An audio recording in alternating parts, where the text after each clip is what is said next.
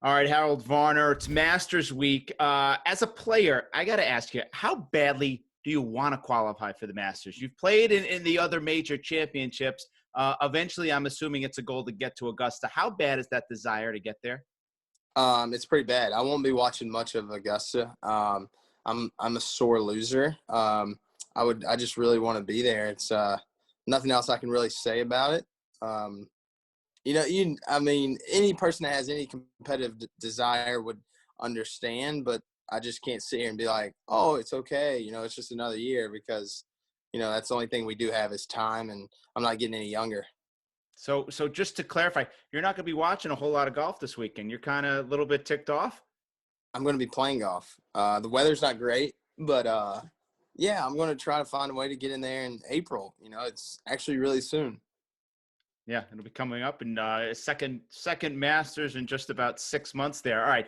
Help us a little bit, Harold, with our picks. You know these guys. You play alongside of them. A lot of them are your buddies. You have as inside a knowledge as we ever get to really hear when trying to figure out who's going to do well. Let me ask you a couple questions about some guys in the field here. Whose game is best suited to win at Augusta? I have no clue. I've never been to Augusta, so I'm all in on JT Poston.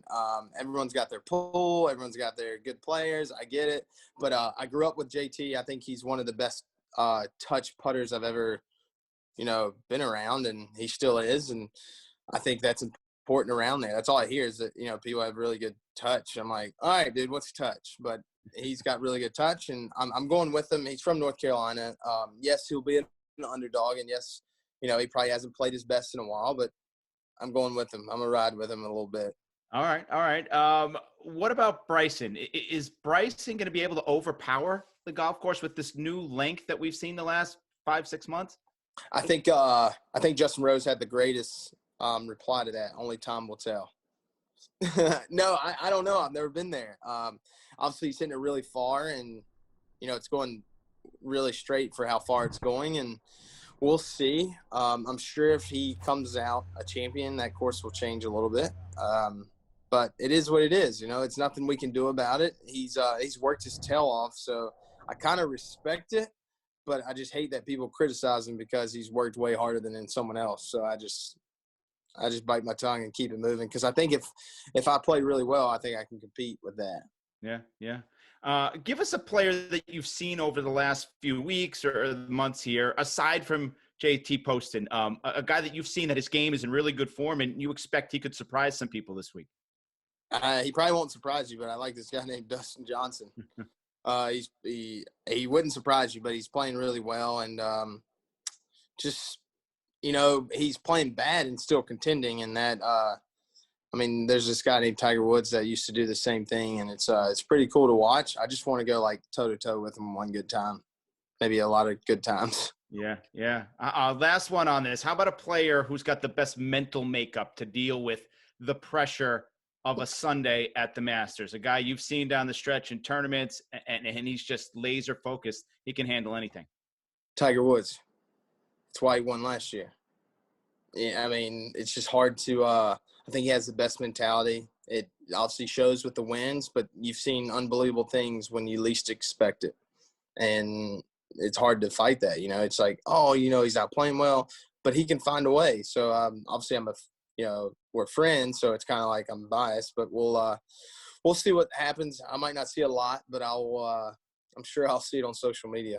Yeah. Is it crazy to doubt Tiger? Obviously his form isn't where it was in years past or even leading up to last year's Masters when he won, but are we nuts to rule him out?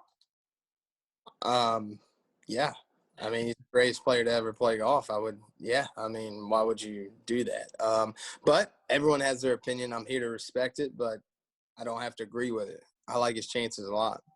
All right. Speaking of everyone having an opinion and respecting it, let's talk golf fashion here. Heated debate this year when it comes to the hoodie. Justin Thomas sported it recently this year. He took a little heat, was asked about it. Rory McIlroy played in one of them in the fall. Harold, where do you stand on the great hoodie debate? I think everyone understands where I stand. I think it's crazy that we're talking about a hoodie when we could be talking about growing the game. It's just you should be able to wear whatever you want. As long as it doesn't look like you don't look like a little hobo. I don't get it. But I think there's bigger problems in golf, and to be talking about a hoodie, I think that's just like a waste of breath. That's what I honestly think. It was just pretty funny. I was watching football and like 7 or so people asked me about a hoodie.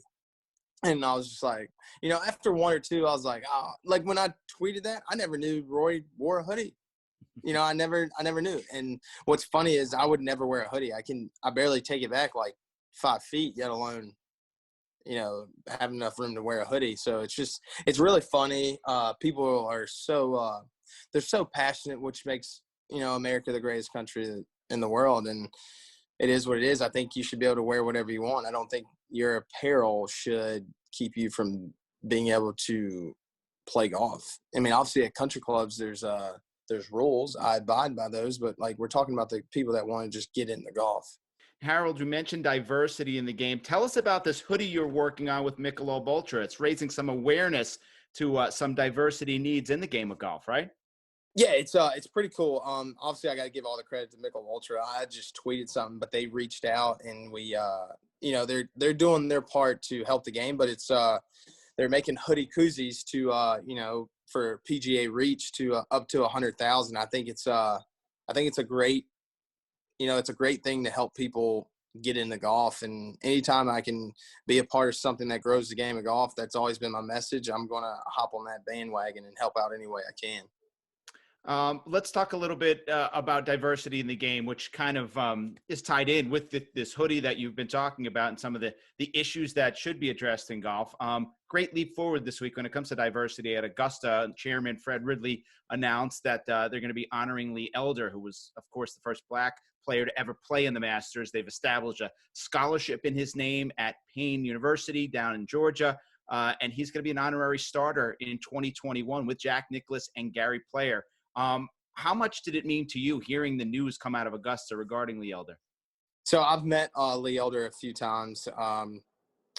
Obviously, I never really got to see him play, obviously in his prime or when he got older. I think it's never too late to do the right thing. I think they're doing whatever it takes to represent the game of golf. Like Lee Elder did something in the game at the Masters that, no one else would do. Be the first African-American to play. So to do something about it and represent it and be proud of it, I think it's really cool. But he's just so knowledgeable, man. I've met Charlie Sifford, I've met all the one, I've been super fortunate when it comes to African-American golf to listen to him, talk to him. But Lee Elder, I'll never forget, I met him at Monday after the Masters, and, I'm slightly hungover, had a little thing going that night, and I wake up and he just comes over me. I felt proud that he recognized me. So I knew that he was watching my career, and I didn't even have status on the PGA Tour yet. I was still on the Korn Ferry Tour. So it actually showed me that I need to pay attention to the ones that are coming, do whatever you can to, you don't have to give them money, but you have to, you follow them, help them any way you can. He did that. And I thought it was pretty cool that he never talked about being Black. It was just so much about, hey, you have an unbelievable talent. Go do something with it. All right. Last thing, Harold Varner, you mentioned a lot of names when it comes to this week's Masters. I know you're rooting for in 2021. That would be yourself to be at Augusta and be in contention. But 2020, this November Masters, all those guys you mentioned, let's put you on the spot. Who's the one putting on the green jacket on Sunday afternoon? JT Poston or Paul Casey? Wow, Paul Casey out of left field as well. You didn't mention him earlier. I know, but, that's who I'm on. I don't know. Because everyone's in a pool, you get it. I'm sure you're in one. So I just sit there and I just kind of think. I'm like, man, who would I put money on? And I think you have a lot of value in both of them, and I think they're just going to fly under the radar, which is a big deal because the media is so hot on everyone else. I think it makes it way easier when the media is not. I think that's the most impressive thing about Tiger is that everyone picked him to win, and he still won. Yeah, insane. When they pick him, the pressure's on him, he still delivered. Harold Varner, going with the sleeper picks this week. Tell you what, there's a lot of money to be made on Harold Varner's picks if they come to fruition on Sunday. You're trying to put me in the gutter. Thanks for being with us, Harold. Hey, thanks for having me.